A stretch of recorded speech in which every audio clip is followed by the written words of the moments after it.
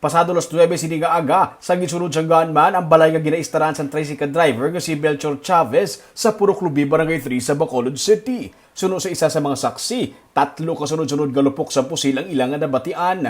Isa lang ka gunman ang nakita nila, pero suno sa mga kaingod balay, may duha pagid ka mga lookout nga nakitaan nga nagabantay sa piyak nga eskinita. Una nga lupok, pak! Tapos dugay-dugay pa naglupok. Pagkaduha pagkaduha mga sikan sa kuro, naglupok liwat, pak, pak!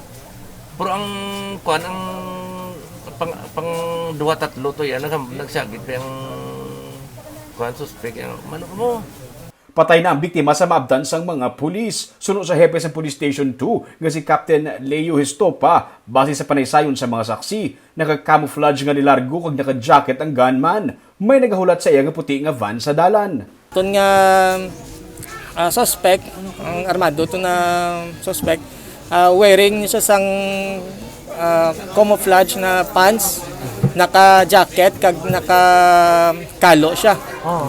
Medyo niwangon ang iyang build.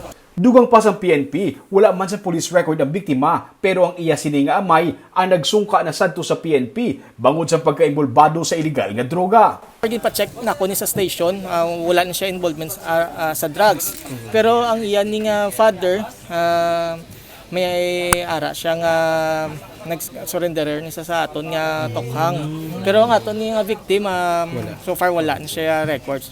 Magluwas kay Chavez, may duha pa siya ka mga kaupdanan sa balay sang ginsunod sang armado. Ang isa sa ilang pilason kang gindala sa ospital. Samtang ang isa naman nga ginkilala kay alias Marlon ang wala na samaran. Suno sa mga saksi, si Melchor ang mugid ang tuyo sang mga sospek.